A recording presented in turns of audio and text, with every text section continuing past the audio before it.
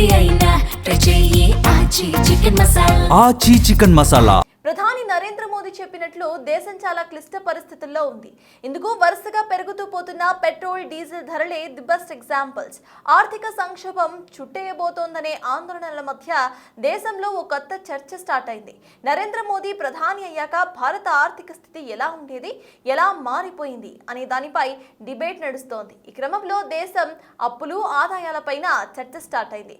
12 ఏళ్ల ఎన్డీఏ పాలనలో ఈ దేశ ఆర్థిక ముఖ చిత్రం ఎలా మారిందో ఇప్పుడు చూద్దాం.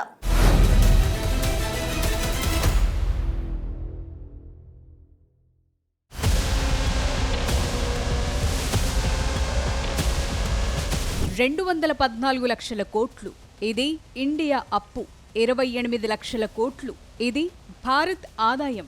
2014లో కేంద్రంలో బీజేపీ అధికారంలోకి వచ్చే నాటికి ఉన్న సీన్ వేరు, ఇప్పుడు కనిపిస్తోన్న సీన్ వేరు. ఇప్పుడు ఆదాయం పెరిగింది, అందుకు తగ్గట్లుగానే అప్పులు కూడా పెరిగాయి. మరి పెరిగిన అప్పు, పన్నుల ఆదాయం ఎటుపోతోంది? ఇదే ఇప్పుడు ఇండియా డౌట్. డీటెయిల్డ్ గా చూద్దామా?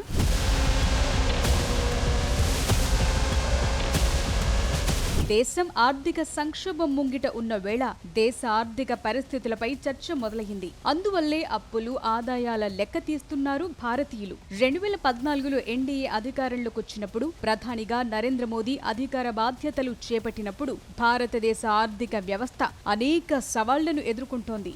యూపీఏ పాలన చివరి దశలో అధిక ద్రవ్యోల్బణం, అధిక ఆర్థిక లోటు, పెట్టుబడుల్లో మందగమనం లాంటి సమస్యలున్నాయి. జీడీపీ వృద్ధి రేటు కూడా సుమారు 5 నుంచి 6% స్థాయిలో ఉండేది. అప్పటి నుంచి ఇప్పటి వరకు 12 ఏళ్లలో భారత్ ప్రపంచంలోనే అతి వేగంగా అభివృద్ధి చెందుతోన్న ప్రధాన ఆర్థిక వ్యవస్థల్లో ఒకటిగా మారింది. కానీ కొన్ని రోజులుగా వరుసగా పెరుగుతోన్న పెట్రోల్, డీజిల్ ధరలు, అప్పులు, ఉపాధి, ఉద్యోగ అవకాశాలపై తీవ్ర చర్చ జరుగుతోంది. ఈ ధరల పెరుగుదల, ద్రవ్యోల్బణం సామాన్యుడిని ఆందోళనకు గురి చేస్తున్నాయి. 2014లో మోదీ ప్రభుత్వం అధికార పగ్గాలు చేపట్టినప్పుడు భారత ఆర్థిక వ్యవస్థ తీవ్రమైన పాలసీ పక్షవాతం, బ్యాంకింగ్ రంగంలో మొండి బకాయిల సంక్షోభాన్ని ఎదుర్కొంటోంది. ప్రపంచ వ్యాప్తంగా భారతదేశాన్ని 5 బలహీనమైన ఆర్థిక వ్యవస్థలున్న ఫ్రాజిల్ ఫైల్ లిస్టులో చేర్చారు. 2014లో భారత జీడీపీ దాదాపు $2 ట్రిలియన్ ఉండి ప్రపంచంలో 10వ స్థానంలో ఉండేది. గడచిన కొన్నేళ్లలో కరోనా లాంటి మహమ్మారి, ప్రపంచ సంక్షోభాన్ని తట్టుకుని భారత్ ముందుకు సాగింది. ప్రస్తుతం భారతదేశం దాదాపు $4 ట్రిలియన్ మార్కుని దాటుతూ బ్రిటన్, ఫ్రాన్స్ లాంటి దేశాలను వెనక్కునెట్టి ప్రపంచంలోనే 5వ అతి పెద్ద ఆర్థిక వ్యవస్థగా ఎదిగింది.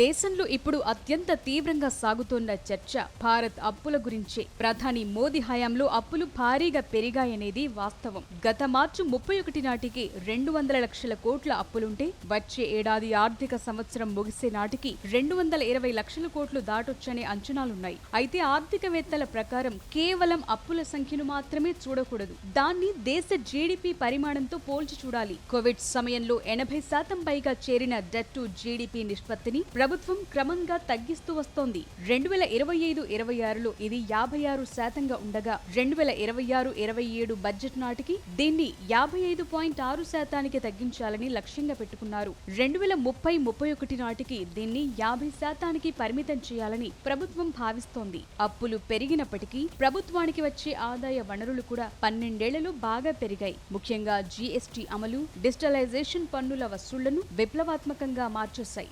2026-27 బడ్జెట్ అంచనాల ప్రకారం కేంద్ర ప్రభుత్వ నికర పన్ను వసూళ్లు దాదాపు 29 లక్షల కోట్లకు చేరుకుంటాయని అంచనా వేశారు. అప్పులు కాకుండా పన్నులు, ఇతర మార్గాల ద్వారా ప్రభుత్వానికొచ్చే మొత్తం ఆదాయం 36 లక్షల కోట్లుగా ఉంది. ప్రతి నెల సగటున 1.5 కోట్ల నుంచి 2 లక్షల కోట్ల వరకు జీఎస్టీ వసూళ్లు రావటం దేశీయంగా వాణిజ్య వృద్ధికి తోడ్పడుతోంది.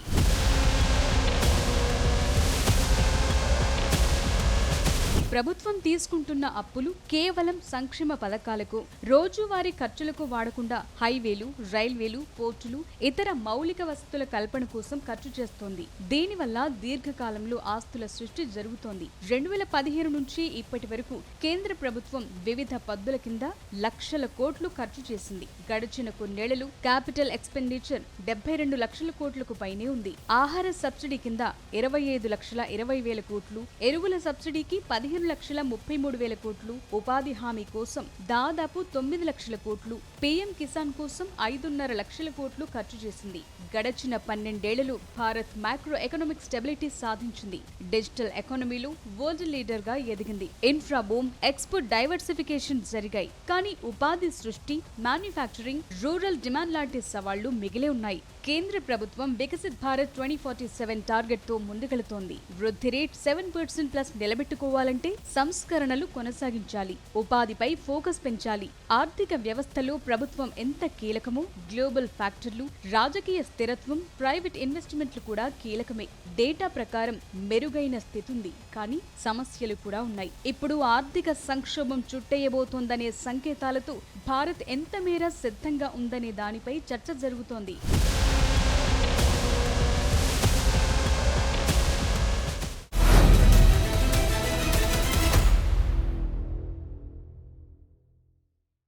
దేశం అప్పు పెరిగింది, దానికి తగ్గట్లుగానే ఆదాయం కూడా పెరిగింది. మరి లక్షల కోట్ల అప్పుని ఎక్కడ ఖర్చు చేశారు? పెరిగిన పన్నుల ఆదాయం అంతా ఎటుపోతోంది? అసలు ఇన్ని లక్షల కోట్ల అప్పులు ఎందుకు చేయాల్సి వస్తోంది? ఆదాయం పెరిగినా ఆర్థిక సంక్షోభం నుంచి బయటపడే మార్గాలు ఎందుకు కనిపించడం లేదు? పశ్చిమాసియా యుద్ధం ఎఫెక్ట్ పూర్తి స్థాయిలో స్టార్ట్ అయితే ఇండియా ఇప్పట్లో ఆర్థికంగా కోలుకోవడం కష్టమేనా? ఏం జరగబోతోంది?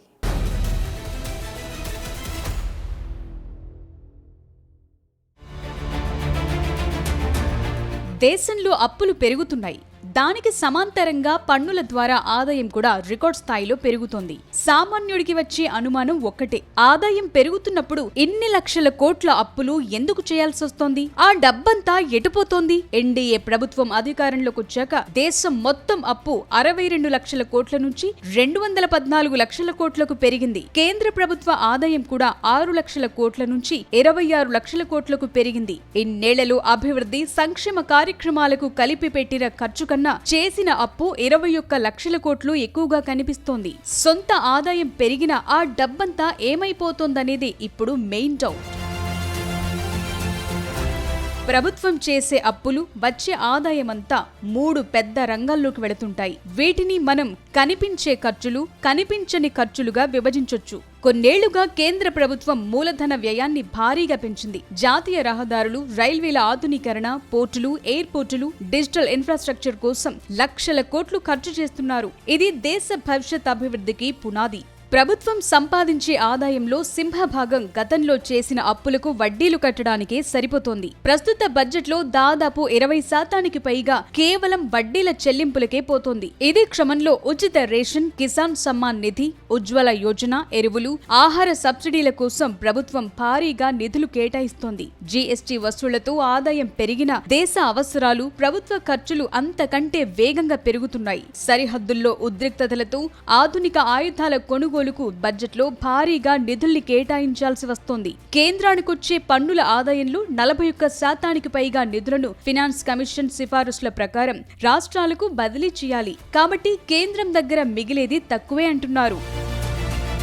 భారత్ ప్రస్తుతానికి ఆర్థిక సంక్షోభంలో లేదు. అయినప్పటికీ సామాన్యుడికి ఇబ్బందులు తప్పట్లేదు. జీడీపీ పెరుగుతున్నా దానికి తగ్గట్టుగా యువతకు ఉద్యోగాలు రావటం లేదు. నిరుద్యోగం వల్ల కొనుగోలు శక్తి తగ్గుతోంది. నిత్యావసర వస్తువులు, ఆహార పదార్థాల ధరలు పెరగటం వల్ల సామాన్యుడి ఆదాయంలో ఎక్కువ భాగం ఖర్చులకే సరిపోతోంది. దాంతో పొదుపు తగ్గుతోంది. మరోవైపు పశ్చిమాసియా యుద్ధ సంక్షోభం ఎఫెక్ట్ ఇండియాపై కనిపించడం మొదలైంది. ఇప్పటికే చమురు ధరలు మండిపోతుండటంతో దేశంలో పెట్రోల్, డీజిల్ ధరలు పెరుగుతున్నాయి. ఫలితంగా రవాణా ఖర్చులు పెరిగి ద్రవ్యోల్బణం వస్తుంది. మరోవైపు రూపాయి విలువ డాలర్తో పోలిస్తే మరింత క్షీణిస్తోంది. దీంతో దిగుమతులు ఖరీదుగా మారుతున్నాయి. సంక్షోభ భయాల వల్ల విదేశీ ఇన్వెస్టర్లు భారత మార్కెట్ల నుంచి డబ్బులు వెనక్కు తీసుకుంటారు. స్టాక్ మార్కెట్లు భారీగా పతనమయ్యే అవకాశాలున్నాయి.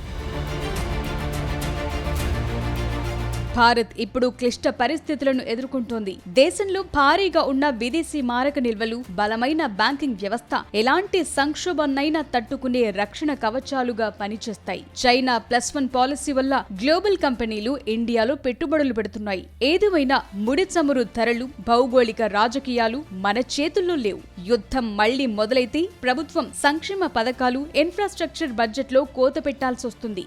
ఒక్కటి మాత్రం నిజం, ఇప్పటికిప్పుడు ఇండియా ఆర్థికంగా కుప్పకూలిపోయే పరిస్థితి లేదు. ఎందుకంటే మన అంతర్గత వినియోగం చాలా ఎక్కువ. కానీ అంతర్జాతీయ యుద్ధాలు, పెరుగుతోన్న అప్పుల భారం వల్ల రాబోయే కొన్నేళ్ల పాటు వృద్ధి రేట్ అనుకున్న స్థాయిలో వేగంగా ఉండకపోవచ్చు. ప్రభుత్వం కేవలం జీడీపీ అంకెలు మాత్రమే కాకుండా క్షేత్రస్థాయిలో ఉద్యోగాల కల్పన, ద్రవ్యోల్బణ నియంత్రణపై దృష్టి పెడితేనే దేని నుంచి బయటపడగలమని ఆర్థిక నిపుణులు సూచిస్తున్నారు.